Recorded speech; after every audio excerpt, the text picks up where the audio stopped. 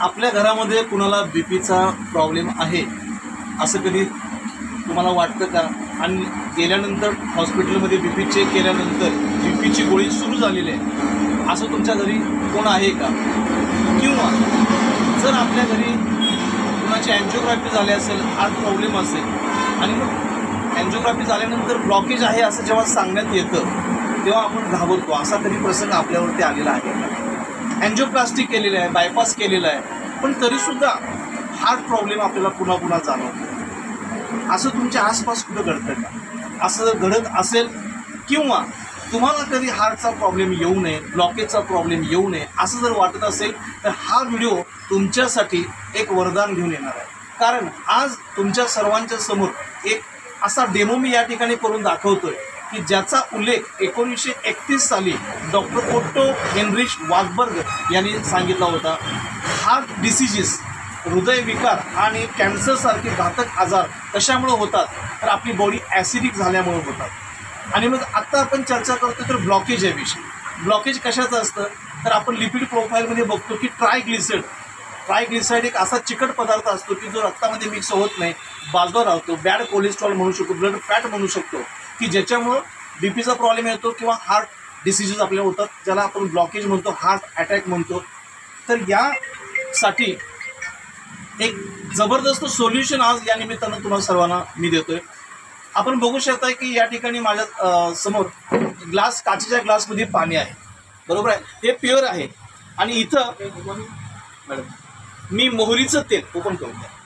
मी याच्यामध्ये मोहरीचं तेल टाकतोय, एक डेमो म्हणून या ठिकाणी तुम्हाला करून दाखवतोय. तुम्ही बघू शकताय, दुसरा चमचा न वापरलं, तुम्ही बघू शकताय की या ठिकाणी मोहरीचं तेल आहे. आणि हे जे मोहरीचं तेल आहे हे तेल पाण्यामध्ये मिक्स होत नाहीये. का होत नाहीये तर त्याचा तो गुणधर्म नाहीये, त्याचा स्वभाव नाहीये आणि एक ब्लॉकेज म्हणून ते थांबतं. आपण थोडंसं काय करू, हे हलवण्याचा प्रयत्न करू आणि तुम्ही बघाल की त्याचे पार्टिकल्स वेगळे होत आहेत पण मिक्स होत नाहीये. अशाच पद्धतीनं आपल्या रक्तामध्ये एक चिकट पदार्थ असतो की जो ब्लॉकेज म्हणून आपल्याला दिसतो. इथं त्याच्यासाठी आपण मोहरीचं तेल घेतलेलं आहे.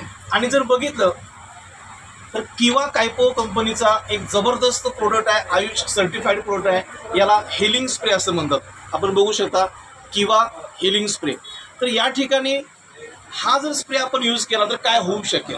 आपल्याला ब्लॉकेज असो किंवा नसो, पण आपण जर डेली याचा वापर केला तर आपल्याला कधी ब्लॉकेज होऊ शकत नाही. आणि ज्यांना ब्लॉकेज आहे असं माहिती आहे किंवा बीपीचा प्रॉब्लेम आहे त्या लोकांसाठी तर हे वरदान असतं. याचं कारण असं की हा स्प्रे 3 वेळा स्प्रे करून पाण्यातून, काचेच्या ग्लासमधून आपण पाणी घेऊन त्याच्यातून ते पाणी दिवसातून एकदा रोज सकाळी आपण घ्यायचं. तर त्याचा परिणाम काय होतो आता आपण पाहू. 3 वेळा मी या ठिकाणी स्प्रे करतो.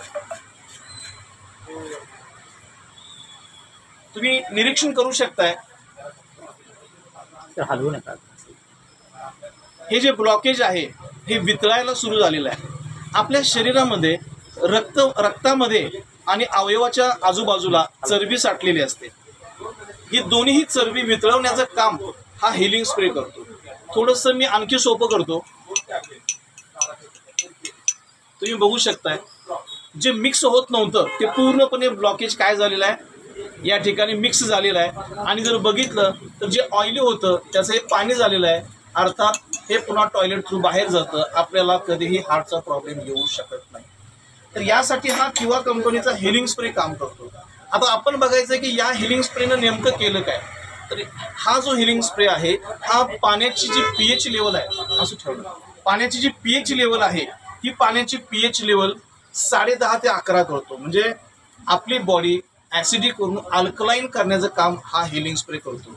आणि डॉक्टर ओट्टो ज्यांना नोबेल पारितोषिक मिळालेलं आहे त्यांचं असं स्टेटमेंट आहे की अल्कलाईन बॉडीमध्ये हार्ट डिसिजेस किंवा कॅन्सर राहू शकत नाही आहे. तेव्हा हा जो हिलिंग स्प्रे आहे हा आपली बॉडी अल्कलाईन ठेवतो, 10.5 pH मेंटेन करतो की ज्यामुळं ब्लॉकेजसारखं घातक आजारसुद्धा आपल्याला कव्हर करता येऊ शकतो. तेव्हा तुम्हा सर्वांना विनंती आहे की हा व्हिडिओ तुम्ही ऐकत असाल तर नक्कीच हा प्रोडक्ट घेण्यासाठी केव्हाच्या डिस्ट्रीब्युटरशी आपण संपर्क साधू शकता. आणि जनजागरण म्हणून, आयुर्वेदाचा प्रचार म्हणून जास्तीत जास्त लोकांच्यापर्यंत हा व्हिडिओ शेअर करू शकता. धन्यवाद.